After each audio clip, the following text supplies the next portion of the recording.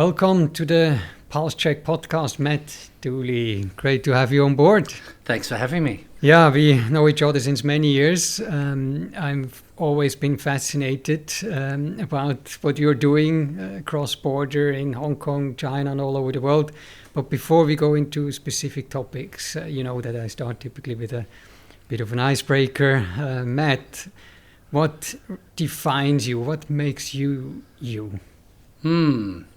I am unconventional, but I would first, I'm a qualified marketer who went into banking.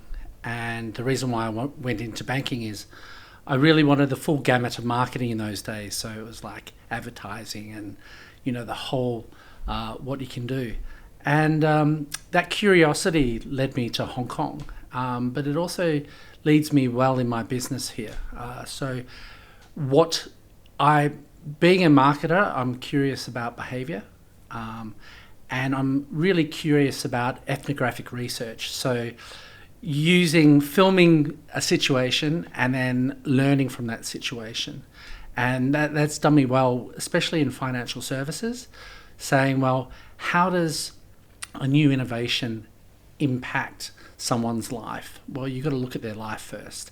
You've got to look at how financial services weaves into their lifestyle.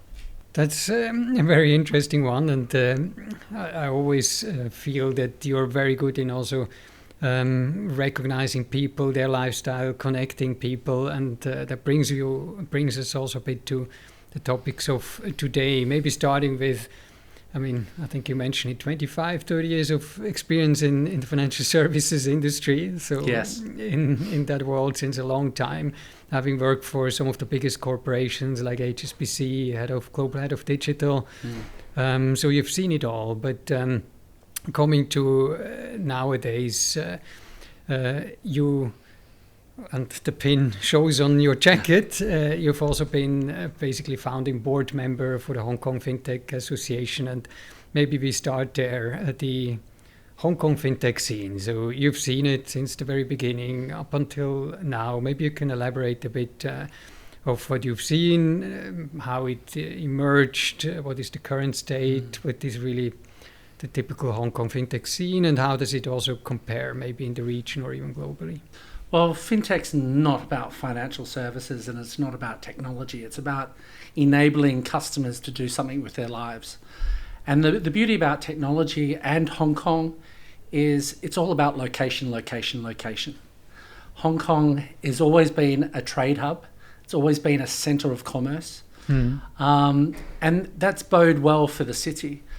The other thing about what I love about Hong Kong is there's a collection of people that come to the city. But also within 23 minutes, you can actually be in southern China. So 13 minutes and you're in Shenzhen. So it's become this ideal test bed for innovation. And what happens north of the border is a very different beast to what happens in Hong Kong. And if you look at Hong Kong before COVID, it was a laggard. The people didn't embrace the digital lifestyle that was happening north of the border in China. And in terms of financial services, what was happening in Hong Kong was pretty much up until 2016, 2017 was pretty much happening in every Western centre. So the fintech in Western markets tends to focus on a very narrow definition and looks at a function or a feature, and it tries to innovate that function and feature, and then you add it on. In China, it's very different. It's much more embracing of a customer experience, and you don't have those industry boundaries. So the innovations in the fintech scene in China are a lot more holistic. They surround the customer, and they do a lot more than what the fintech innovations that are happening in Western markets. I'm a business entrepreneur myself, with running a global consulting business with also the Synpulse tech arm. So I know a bit really the qualities of Hong Kong, and I've seen, of course, with the pandemic and the situation in recent years, it's not been easy anywhere in the world, but also in Hong Kong with certain restrictions, But I saw that the government is very supportive and pushing also to make sure what Hong Kong makes unique is that openness towards entrepreneurs. So without even focusing too much only on financial services, I think it's a very easy place, and has for many years been actually listed as the easiest place to do business, right? Totally. That should be, I believe, probably a top one priority, also to make it easy. So do you see that still also bringing people to Hong Kong, entrepreneurs, fintech companies to really do business here? Is that still a quality factor? The beauty of Hong Kong is it's industry-led and then government supported. Most fintech centres in the world, it's government-led and then industry supported. Yeah. And I think in terms of the ideas, entrepreneurs are much better than a government in terms of coming up with, ideas that are right for certain situations. And being one of the largest financial hubs, not only in the region but in the world, we've had a lot of people that who have been in the industry, the financial services industry, they've retired, or they've transitioned to a fintech. And with their knowledge and their global knowledge, they've been able to create some really incredible innovations in this city. And I think the other thing that's spurring it on is you've got the HKMA. They've come up with their own innovations. They've come up with, FPS, so the faster payment system. And they've opened up a framework for open APIs. And by having like a sandbox for fintechs to actually play in, and under the supervision of the HKMA, they've been able to create innovations, quite easily in this city. But the beauty about Hong Kong, and we go back to location, is to scale into China or to scale out of China it's a springboard. And one of the things that I'm seeing for Hong Kong, especially 2018, 2019, were the large big tech giants in China actually setting up office here. And then you had the Hong Kong MA coming out and issuing 8 virtual banking licenses. And when you look at those banks, they're consortiums and they're different companies involved, different industry players involved. And they're fusing different business models. And those business models are actually coming out of China. And they're trying to be a lot more holistic. So they're taking the learnings from China and they're trying to say, well, how would that work in a city like Hong Kong? But how would it also work in other cities in Asia Pacific?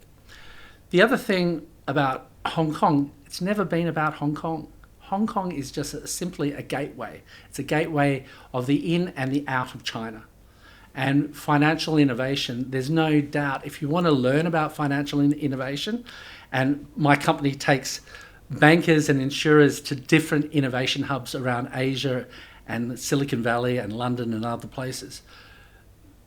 Every time you do a trip to China in particular, it's a wow moment. And last week, we took 30 bankers to Beijing to see all the AI companies and the AI innovations that banks are actually enabling as a part of a new digital lifestyle. And why is AI important? Like, it's buzzword in most places, but AI in the context of China is a lot different. The business models are very different to that coming out of Silicon Valley. And you're using a lot of AI innovations for inclusive finance in China. So how do you bring they've got the mass population utilising digital in China, and it's a mobile first economy. So being completely mobile first, they don't have the legacy of the West in terms of people, in terms of their behaviour, thinking about, I must access my bank through a PC. No, it's simply through an app. But it's not just going to a bank app. It's actually seamlessly as a part of a super app.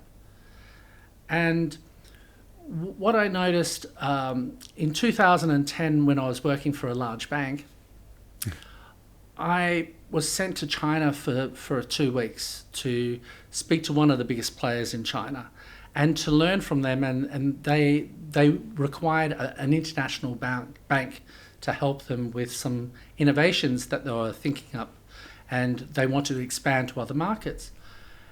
And when we were looking at that, we could see the innovation, we could see what they were doing. We believed that they could execute on that strategy. But when we sold that strategy to the head of the organisation and to the board members, they couldn't see it. They said, no, we are a bank. We'll just stick to financial services. But it's you can't do that. Digital has no boundaries. And you talk about country boundaries, but it has no boundaries even when it comes to industries. And the value being created in China is at the intersection with the other industries. And that's very interesting also how I experienced it. In China, innovation is very practical. So already 10 years ago, when you went to small little shops in China somewhere outside in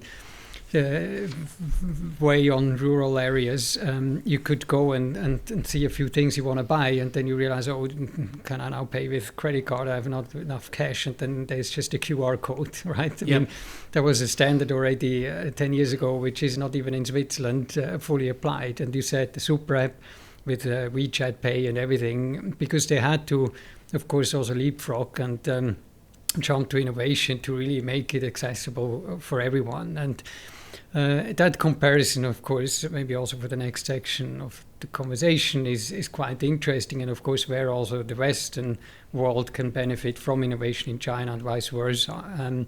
Maybe starting with the whole Greater Bay Area, which is typically seen as a bit the Silicon Valley of China. I mean, Hong Kong, of course, a big city, 7-8 million people, but if you look at the whole Greater Bay Area, you immediately get to 50 million with Shenzhen, with Guangzhou. I mean, much, much bigger, and meanwhile connected through high-speed train and so on. So where do you see that big economy zone, and how it also collaborates between Hong Kong, Shenzhen, Guangzhou? How do you see this? So in 1994, I went on a train from Hong Kong to Guangzhou. And basically it was 2 trains, a train to the border and then a train across. And it took me a number of hours. And you're passing rural landscapes. So you pretty much quickly get out of the Hong Kong city, through the new territories, and then through Guangdong province. And there was only, Shenzhen was, around Muiwo and around Lo Wu.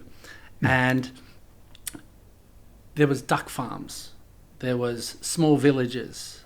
There was more duck farms. There was nothing.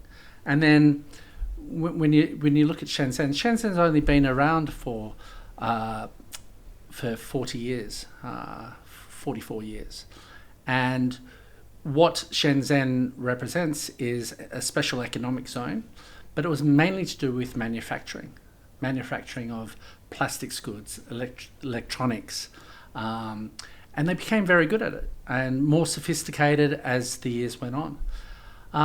Today, you look at Shenzhen not as just one small little city. It is the whole border of Hong Kong is Shenzhen. So there's a number of different areas, and just one area where there's 2 areas of fintech. There's one in Qinghai, is the new fintech center, and that's really near the Shenzhen Bay Area. But if you look at the Futian area, you've got Ping An and the Big Plus.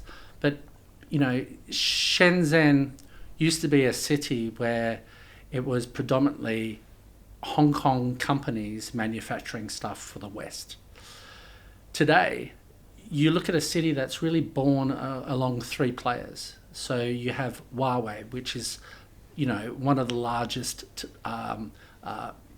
hardware manufacturers for communications and other kinds of amazing tech. They do handsets as well. You've got factories that do Apple products, all the Apple products coming out of Shenzhen. The other company that is similar to where Hong Kong is you have the largest financial group in China, which is Ping An Group. And Ping An Group just satisfies the ecosystem around trade, and that's what they used to do.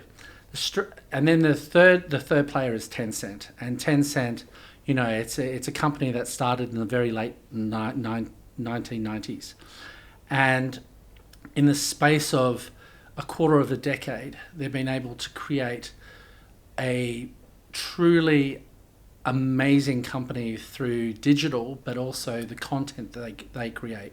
So it's a social media company or platform, but they also do film, they do all these kind of industries. So they're creating content, and that creates a whole ecosystem. So the Tencent, the first office of Tencent for the headquarters in Shenzhen was opposite the university, and that was strategic because they wanted everyone in the university that was studying there to become an employee of the organisation. They outgrew their campus in 4 years ago, and they've created one of the largest and amazing buildings in Shenzhen now. But the building is situated on the other side of the campus. So you can still see the old campus and the new campus, and that connection with the academic part is so important. Shenzhen's an international city now. It's similar to Hong Kong, but they've attracted all the talent in China to come and help them with that whole ecosystem around Tencent. And not only China, I mean, I know a lot of people from around Asia and even globally that actually want to go to China and study. And by the way, there is statistics in terms of how many patents are coming from these big tech companies, Tencent and Alibaba and the like. So in global comparison, when it comes to AI, there is so much innovation coming from those big companies. So there's two things. When you visit any company in China, and they're a tech company or they're a bank, or they're going to have two things. First thing is they're going to have a live data wall showing you how many customers, what the customers are doing on their platform. And it shows you that connectivity that they have with the customer. It's in real time, and they're actioning it in real time. So when you go to some of these banks, they've got customer bases of 200, 300, 400 million. And when you've got that scale, you have to use data systems. You have to create AI to process, to create the value from all that data. Most Western banks protect data, and they do a very good job at protecting data. What they don't do is they leverage that data. And I think that's the next decade we're going to see banks start to utilize what they have. And that really comes back to, well, what is banking? And people think, oh, it's financial services, it's giving mortgages and everything. No, it is about creating opportunity. Opportunity for people, opportunity for businesses, opportunity for the country. So it is the movement of capital. But when you look at these platforms and the super apps of China that started, so the first super app was WeChat. And people don't really understand what a super app is. You talk about it and you say, hey, well, this innovation of Apple, 2007 when it came out, you had the leading manufacturer in the world was Nokia. And the head of Nokia just laughed at the innovation, saying, oh, it's great innovation, it looks really nice. And some people will demand that design and love it. And then they'll use it. What they failed to understand, it wasn't about the hardware. It was about the ecosystem that sat behind the hardware and the opportunity of that ecosystem. So it was about iTunes with the handset gave you this new lifestyle that you're allowed to enjoy. Now, Super App is even beyond that because it's fusing social media, your personal data, with other brands that can live as a Java applet on top of the app. So for the first time, and Google tried it and they failed in the Western context, and it was mainly due to regulators. It's very hard to pull off in a Western context because, we are regulated in silos. No country really has a holistic view of regulation. And that's what the opportunity was for Tencent, is they decided, oh, we can create something. And to fast pivot on that was Alipay as well. So Alipay started from an e-commerce background, whereas Tencent started from a more social network kind of platform. But what they leverage the data, the consumer's personal private data, and they present opportunities for that. But they're very, it's not just for profit. It's trying to create, apps and mini programs that go on their program, on their platform, to provide value. And that value cements you to the platform. So if I'm in southern China and I'm young, I'm going to use WeChat. And I'm going to have all the brands that I interact with, whether it's KFC or whether it's Didi Kuxing for the Uber of China, and they're going to present opportunities for me. I was sitting in a Shanghai meeting earlier this month, and I had on my WeChat, I had my Didi Kuxing, and it told me, Matt, your next meeting, you have to leave now because there's been an accident. Oh. And if you want to we can reserve a car now if you're ready to go. Or I can make the choice. So that information's always on. And that's a unique thing. Mobile first, but the customer is always on in China. And it's creating that value, as you mentioned. I mean, Alipay started because they saw the issue of, hey, payment needs to be easier for our customers when they exchange goods, right? And but it's not just the payment piece. That's the West. The thing about Alipay is it's payment with escrow. So exactly, yeah. The thing about financial services is all about trust. What Jack Ma wanted to do with Alipay was he wanted to inject trust into the experience. He wanted to facilitate and enable e-commerce. Chinese people weren't prepared to actually go that step and buy off someone. So if I'm buying goods from you, I don't really know who you are. Yeah. And you don't really know me, but we know Jack Ma. So Alipay was all about, you release the money, I want to buy your goods, I like your goods, but I want to see it first. So I gave it to the third party. And then when the goods presented and when they arrived from AliExpress, I could then look at those goods and say, yeah, it's exactly what I wanted. I'm happy to accept. As soon as I said accept, the money was released to yourself. So it was that whole system. And that's bringing back also to the whole super app experience. I mean, it was all about the customer in the end and about, as you said, bringing value. For example, what people underestimate is in such a big country across big distances, what does it also even mean for people to access basic financial products like, for example, a loan, right? I mean, financing and being able to, in the Western world, it may not be really understood how complex that is, but if many in China would have never had access to a loan, right? And now these micro loans, through also machine learning algorithms that immediately strip down and check of, okay, are you qualified to a loan, actually give access that you would have never had before. Of course, there is now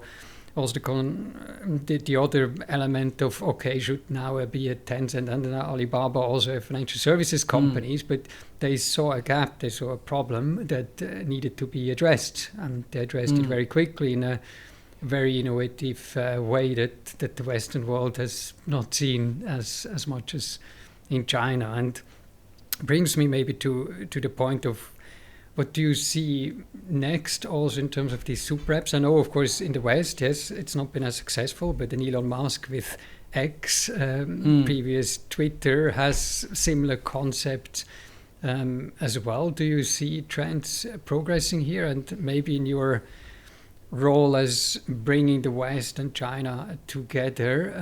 Do you see interests from the West still to also how China has done that with super apps, with technology innovation and vice versa? How do you play in that interaction? A lot of the solutions that were created in China are much more applicable to emerging markets. And when you look at China's central strategy of the Belt Road Initiative, it is a physical road which has been built to Europe, and it's for trains, and there's ports for maritime routes as well. But most of the routes go to Africa and Southeast Asia and emerging markets where that'll be the growth markets of the world. So why connect to Western markets where they're a lot more slower growth and everything? They're connecting to areas where they can do it. And those innovations created by those super apps, you've got the Huawei systems creating wireless networks all the way through. But they're also bringing opportunity to those countries. And you look at the farmers.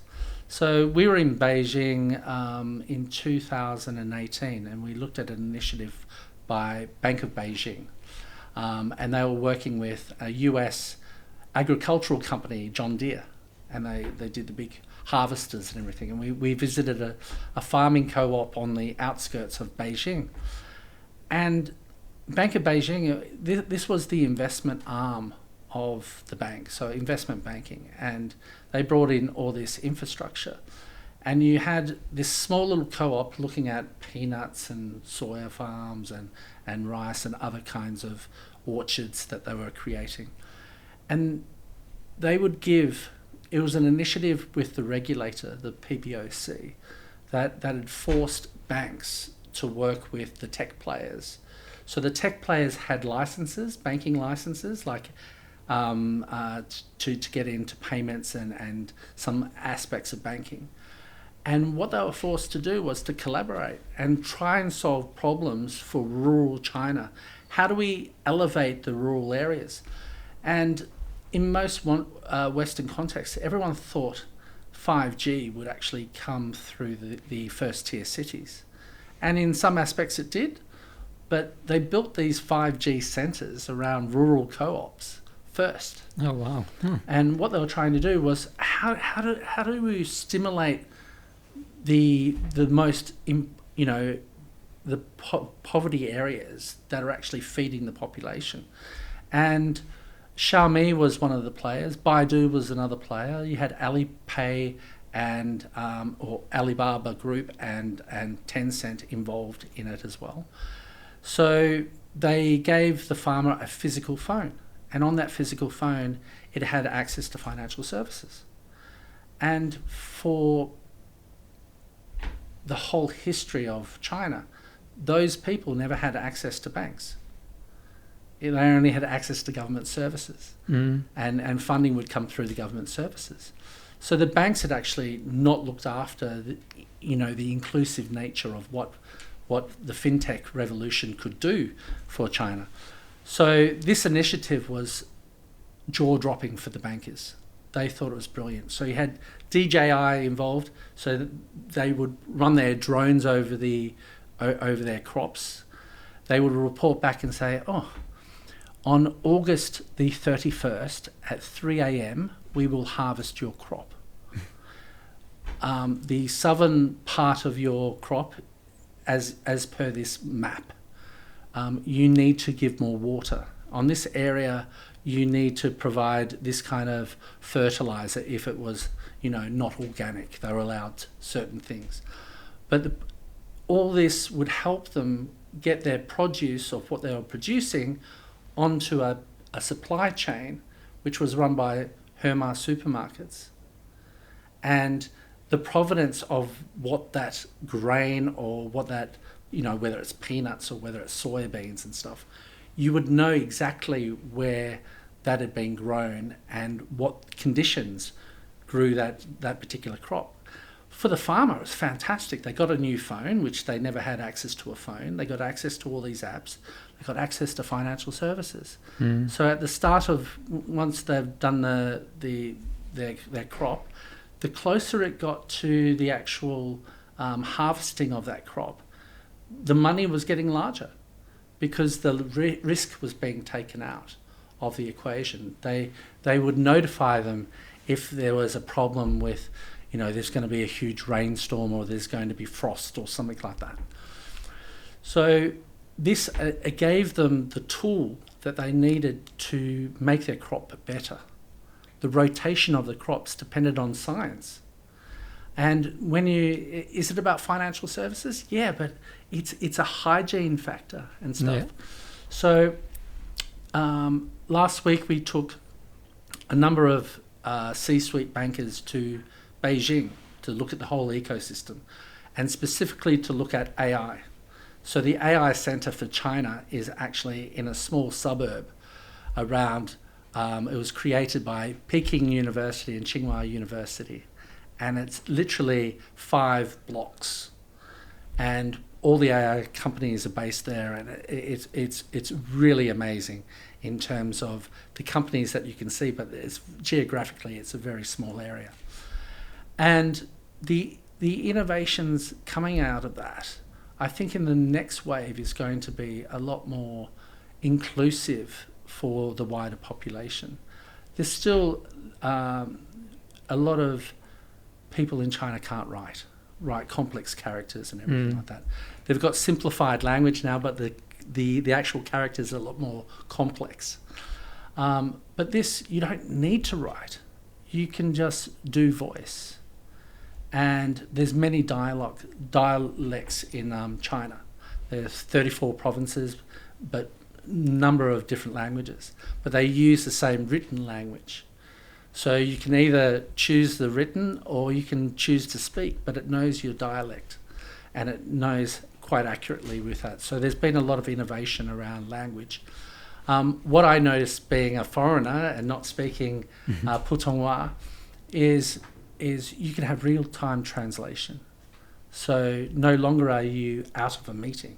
You just have something a device in your ear, and you're hearing real-time translation. And that just blows your mind for the first time. We were able to go in an autonomous car. They're in 25 cities in China. So we went in an area of Beijing that allows this. And it was done by Baidu.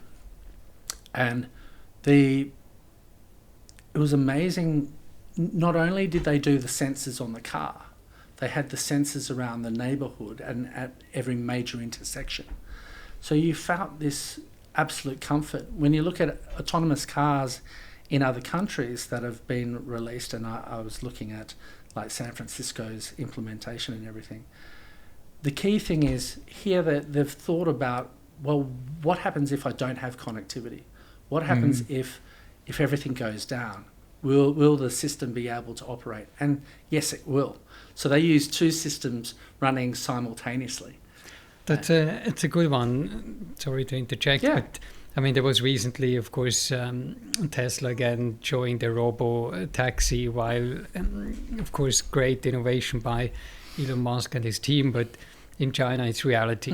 And one element I saw was that these taxis in China, there is then a central room somewhere where people sit and watch and see, okay, if something happens, they could also to some extent interject, right? So there's a kind of a control room for some of these robo-taxis, and it's probably also what you say here. They think much further than just the capability of a car that can autonomously drive, but yes, how can you jump in if something goes wrong, and what are maybe so in Shenzhen, it's Ping An Bank that actually controls the traffic.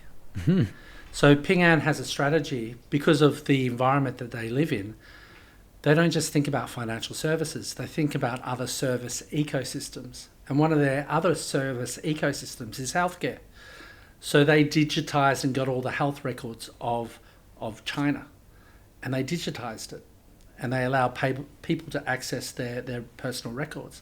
But they also started to understand, well, where do people live? Where do they have a problem? How can I get an ambulance to that person? So they started to do all the, how do we control the ambulances and get them to the right hospital with the right equipment, and that they're not being overburdened in case of an emergency. So in Shenzhen, you've got the Financial Services Bank, which has 10,000 computer engineers, and it has more data scientists than most countries would. But what Ping An does is they control the traffic.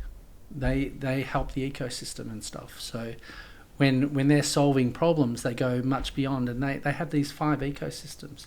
So financial services is just one ecosystem. Then they've got property. Then they've got healthcare. Then they've got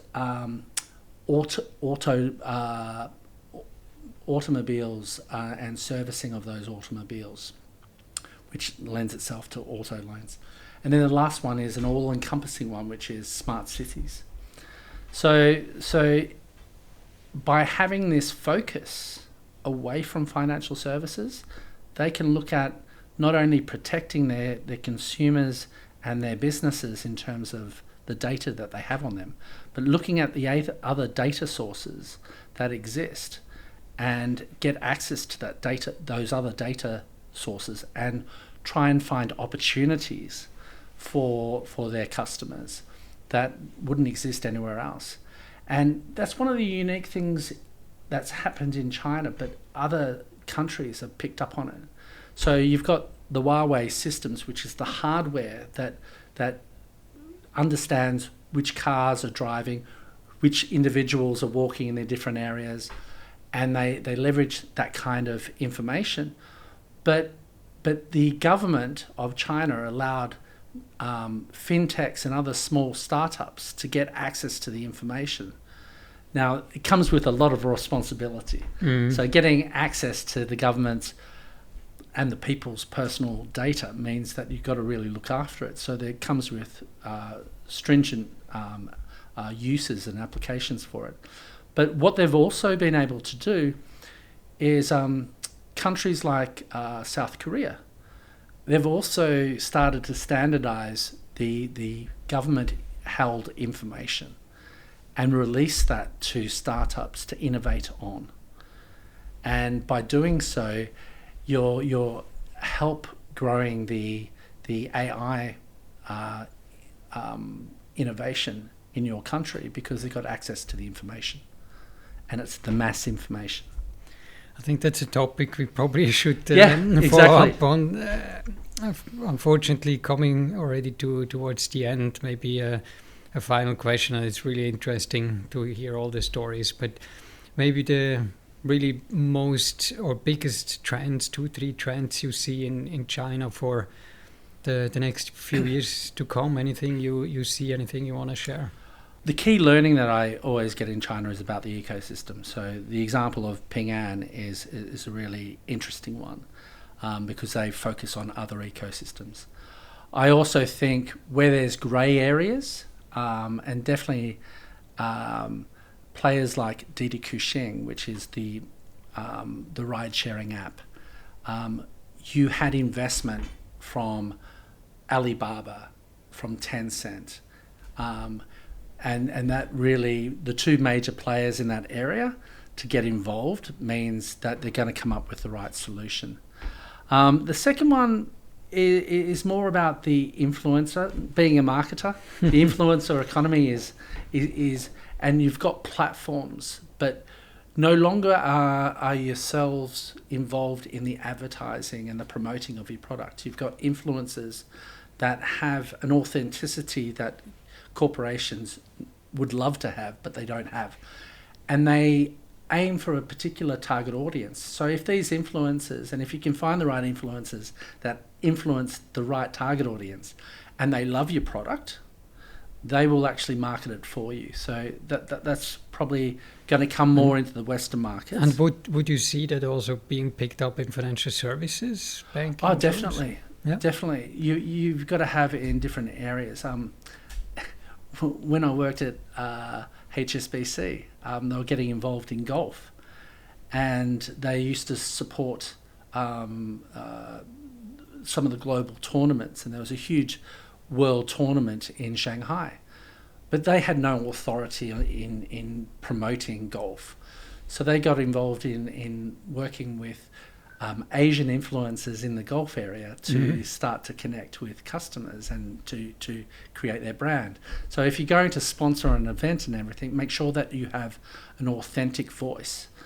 And they used to do certain events and they would get these influencers and say, hey, you can have a special one-on-one round of golf with the likes of Tiger Woods. And they would never get access to that. Oh, wow. But by them doing that, it just, elevated.